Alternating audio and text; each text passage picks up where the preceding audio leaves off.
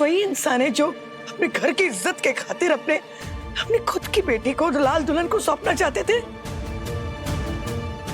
भाभी, अब मैं वो राघवेंद्र माथुर नहीं रहा। दिव्या ने मुझे काफी बदल दिया है।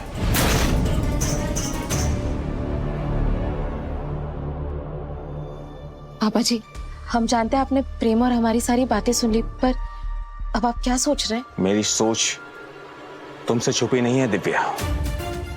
मैं माला के होने वाले बच्चे को तो अपना सकता हूं, लेकिन अमन को कभी भी अपने दामाद के रूप में स्वीकार नहीं कर सकता मैं। तो क्या आप चाहते हैं कि काली शक्ति इस घर को फिर से अपना निशाना बनाए? इस बात का काली शक्तियों से क्या लेना देना? लेना देना है। जब भी इंसान का मनोबल कमजोर होता है या वो दुखी होता है, तो काली शक्तियों के लिए आसान हो जाता है उन पर हावी होना। प्रेम के साथ भी ऐसे ही हुआ था। वो अंदर से उस वक्त टूट चुका था, इसीलिए तपस्या के जाल में फंस गया। लेकिन अब तपस्या तो रही नहीं। पापा जी, पर तपस्या इकलौती काली शक्ति नहीं है इस दुनिया की। बहुत सारी काली शक्तियां हैं। पापा जी, ये घर महाकाल के भक्तों का है। दादाजी ने हमें बचाए रखने के लिए अपनी जान दे दी। और अगर माला दीदी को फिर से सदमा लगा तो काली शक्तियां उन्हें अपना शिकार बना लेंगी। आप जरा सोच के देखिए, प्रेम फिर से असुर बन जाएगा।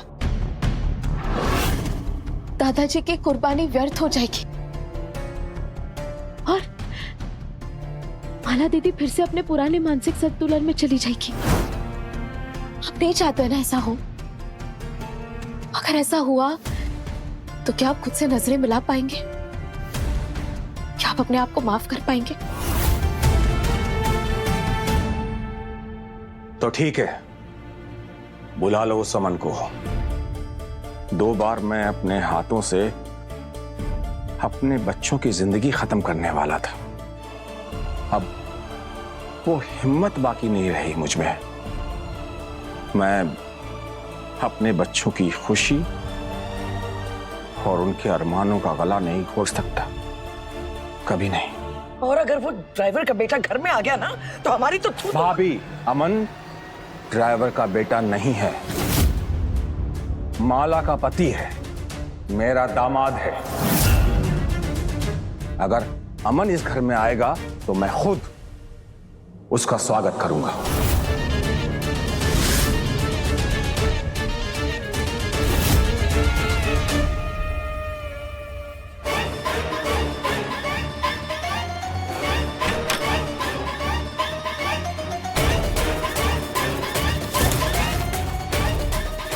क्या करें हम रानीकट मोहिनी? हम कैसे आपको इस कैद से मुक्त करें? मेरे कमरे में जाओ। मेरे पलंग के नीचे तुम्हें एक जादुई पोटली मिलेगी। उन काली शक्तियों का उपयोग करो और अपना काम पूरा करो।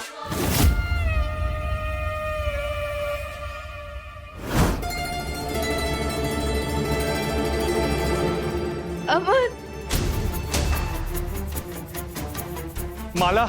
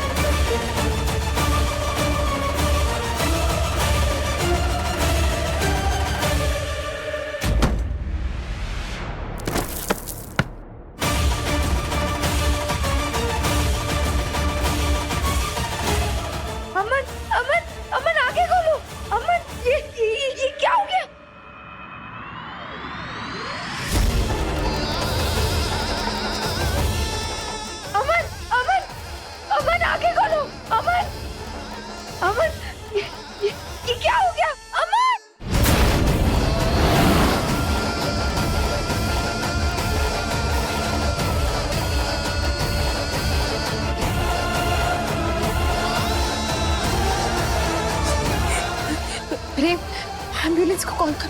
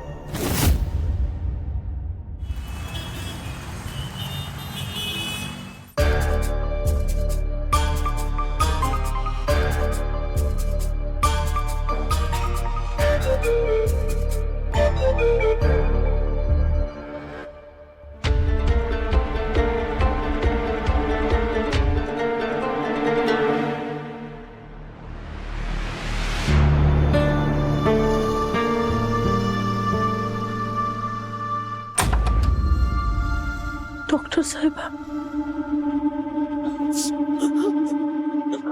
डॉक्टर क्या कैसी है माला? सीवियर साइकोलॉजिकल और फिजिकल ट्रॉमा की वजह से माला ये प्रेगनेंसी सस्टेन नहीं कर पाई है। मुझे दुख है कि मैं उनके होने वाले बच्चे को बचा नहीं पाई। I am sorry.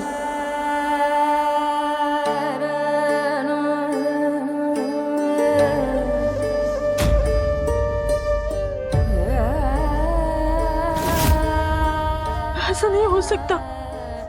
ऐसा ऐसा कैसे कैसे हो गया? महाकाल, आप मेरी बच्ची की जिंदगी से सारी खुशियां एक साथ कैसे छीन सकते हैं? अभी अभी तो मैंने उसकी गोद भराई की थी ना। अभी उसने अपने पति के साथ साथ अपने बच्चे को भी खो दिया। इतना बड़ा दुख कैसे सहन कर पाएगी मेरी बच्ची? बड़े सदमे को कैसे बर्दाश्त कर पाएगी दिव्या? मैं माला के पति और उसके बच्चे को कभी भी एक्सेप्ट करना नहीं चाहता था, पर जब मन ही मन मैंने दोनों को स्वीकार कर लिया तो किस्मत ने उन दोनों को छीन लिया। ये नियति इतनी क्रूर कैसे हो सकती है? कैसे? सब नियति को कोस रहे होंगे, पर किसी को नहीं पता कि इस घर की नियति अब हमारे हाथ में है। और अभी तो ये शुरुआत है। दिव्य प्रेम, आगे आगे देखो ये ताई जी और भी क्या क्या करती है।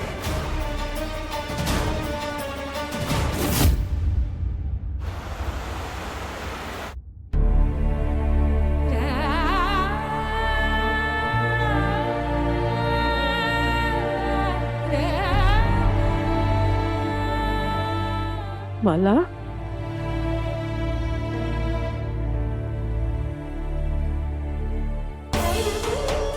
हम सब पर दुखों का पहाड़ टूट पड़ा। मेरे दर्द को मैं समझ सकती हूँ। अपने पति को, अपने होने वाले बच्चे को एक साथ खो देना, इससे बड़ा दर्द एक औरत के लिए और क्या हो सकता है?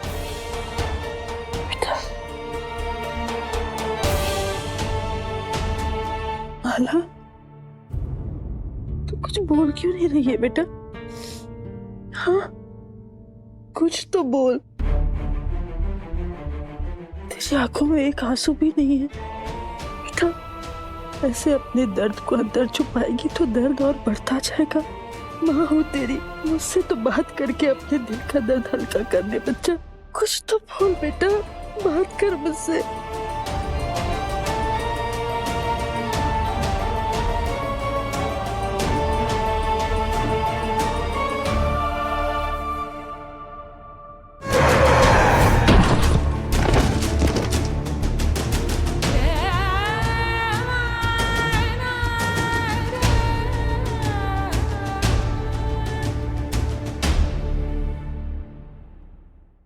आजा बेटा, आराम से, आराम से।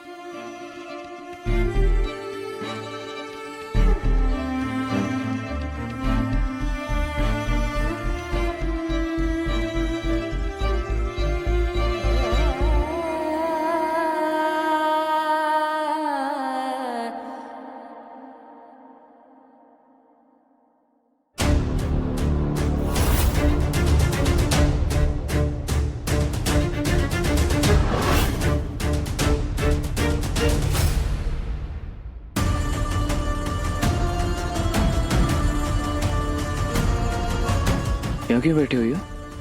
हमारी समझ में कुछ नहीं आ रहा, ये अचानक से इतनी बड़ी दुर्घटना। सब कुछ तो ठीक चल रहा था, फिर ये एकदम से कैसे हो गया? मुझे भी नहीं समझ में आ रहा। तुम्हें क्या लगता है कि ये कोई एक्सीडेंट नहीं है?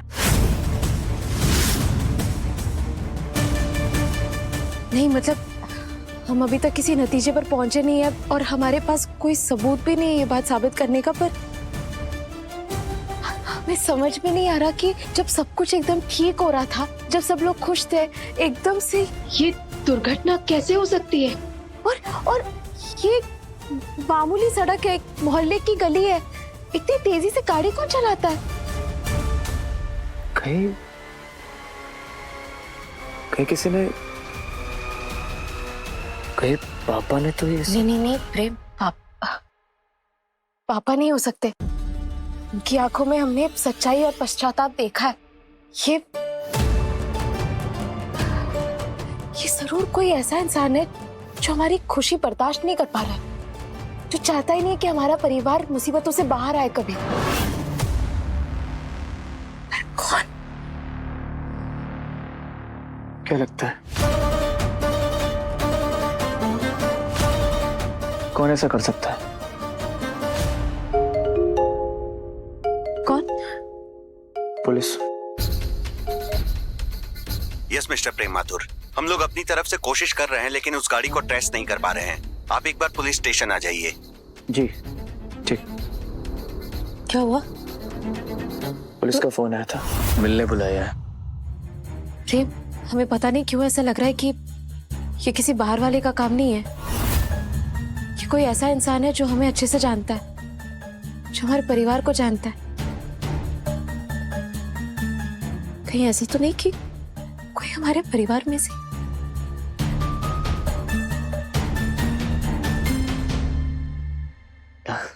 दिव्या, तुम बहुत थक गई हो, तुम चलो अंदर, तुम थोड़ा रेस्ट करो।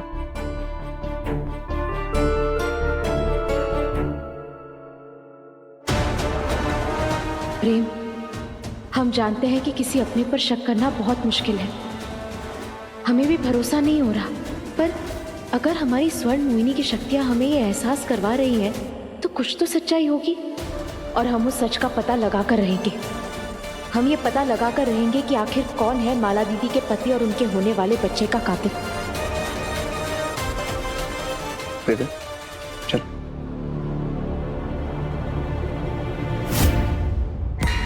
इतने सालों तक कोई हमारा भेद पता नहीं कर पाया, तो दिव्या क्या ही कर लेगी?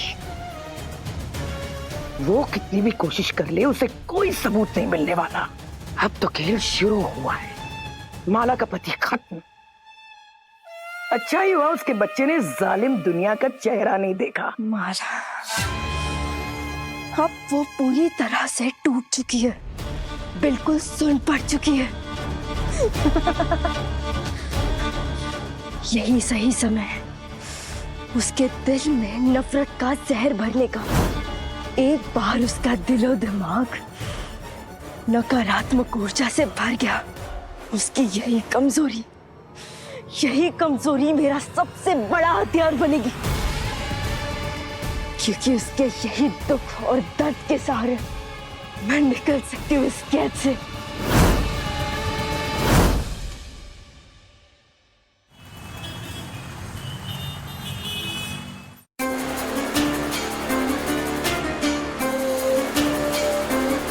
अरे बेटा, तूने खाना नहीं खाया? चल दूध तो तुझे पीना पड़ेगा। उठ जा बेटा, उठ जा बेटा, उठ जा। चल ये दूध ले ले।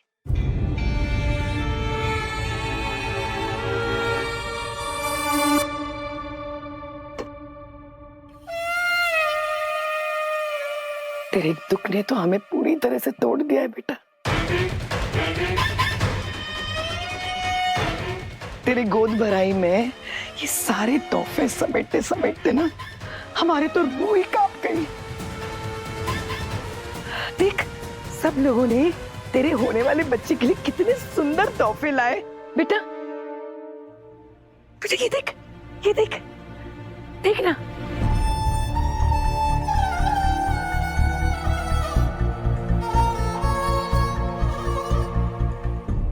लेकिन तेरा बच्चा तो नहीं रहा ना, तो फिर ये तोहफे किस काम के?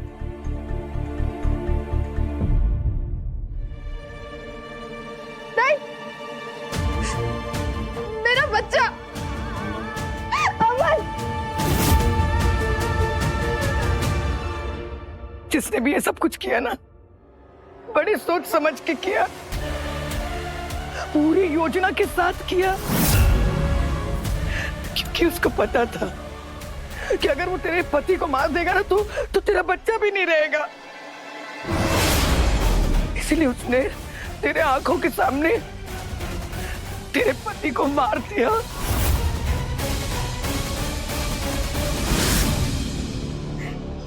ये किसकी बात कर रही है आप? हाँ, हम हमारे मुंह से क्या कहें, लेकिन तू सोच, अमन से नफरत कौन करता है? तेरी शादी एक ड्राइवर के बेटे के साथ होने वाली थी, तो किसकी नाक कटने वाली थी इस घर में?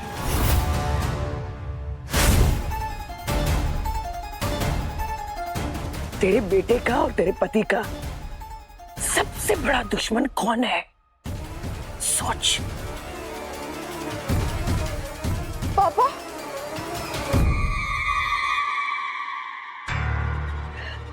तू तो जानती है ना बिटिया, तेरे ताऊ जी के जाने के बाद इस घर में हमारी कोई इज्जत नहीं रही। इसीलिए घर के मामले में हम कुछ नहीं कहते।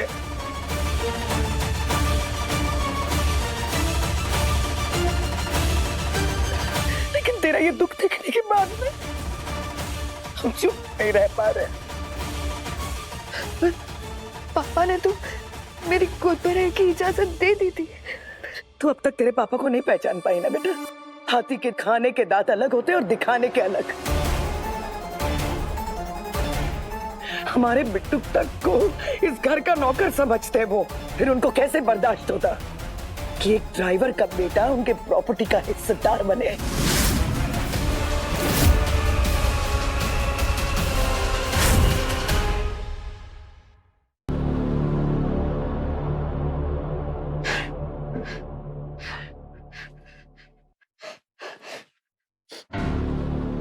माला, डॉक्टर अपूर्वा ने कहा है कि कुछ टेस्ट करने हैं, जिसके लिए हमें हॉस्पिटल चलना होगा। पद्मा, तुम माला को तैयार करो, तब तक मैं गाड़ी निकालता हूं। नाम मत लो मेरा अपनी जुबान से।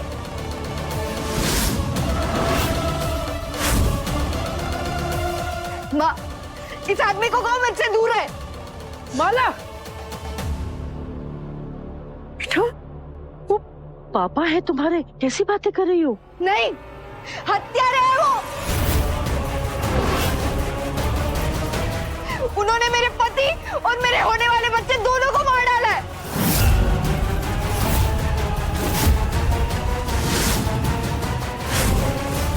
माला, ये क्या कह रही हो तुम? मैं और हत्यारा? अपना ये दिखावा कहीं और जाकर करो। हत्यारे हो तुम। माला दीदी, वो सिर्फ आपकी खुशियां चाहते हैं और कुछ नहीं। ऐसा नहीं है। हाँ दीदी, आप ऐसे क्यों कह रही हैं? प्रेम, हत्यारे है ये, झूठ है ये। इनकी इज्जत के आगे इनके लिए कुछ नहीं है। इनको कैसे बर्दाश्त हो जाता एक ड्राइवर का बेटा उनके घर का दामाद बने? इसलिए अमन और मेरे होने वाले है।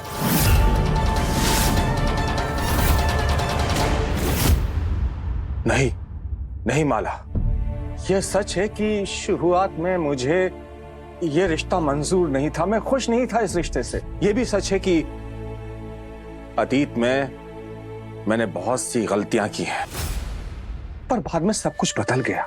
जब दिव्या ने मुझे समझाया तो बेटा मेरी सोच ही बदल गई थी।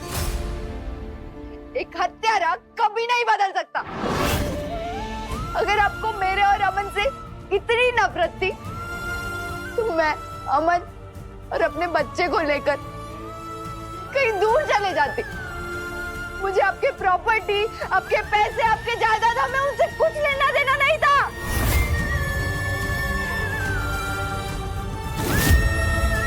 मैं अमन को लेकर कहीं दूर इस शहर से बाहर जाकर बस जाती पापा, पर आपने तो हमें ये मौका ही नहीं दिया।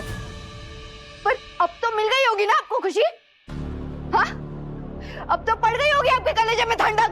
तुझे कैसे समझाऊं माला, कैसे समझाऊं कि मैं हत्यारा नहीं। तू सच सच कह रही है। मुझे अपनी सफाई में कुछ भी कहने का कोई हक नहीं है। सुनिए, सुनिए तो। सब कुछ छीन लिया मुझसे, सब खत्म कर दिया। माला दीदी, ऐसा नहीं है। पापा आपके बारे में ऐसा नहीं सोचते। ये सच नहीं है। आ गए तुम लोग उनकी तरफदारी कर रहे। तुम दोनों तो उनकी तरफदारी करोगे, क्योंकि तुम दोनों भी तो यही चाहते होंगे ना, क्योंकि अब तुम्हारी जायदाद में कोई हिस्सा लेने वाला है ही नहीं। तुम दोनों के कहने पर ही मान लेते ना पापा मेरी गोद भराई की रस्म के लिए, इसीलिए पापा पापा करते घूमते हो ना तुम दोनों। तुम सब मिले हुए हो, सब मेरे दुश्मन हो। चले जाओ दीदी, चले जाओ यहाँ से चले जाओ दीदी। नहीं दीदी, प्लीज नहीं, चले जाओ।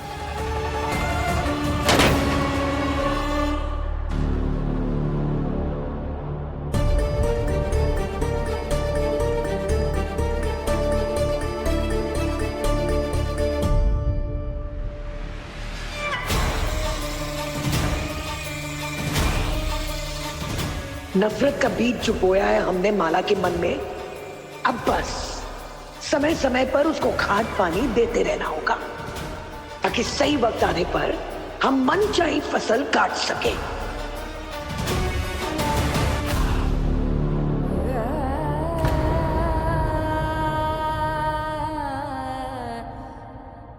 मैंने माला दीदी का ऐसा रूप आज तक नहीं देखा। इतना गुस्सा, इतनी नफरत, ऐसा क्या हो गया उन्हें?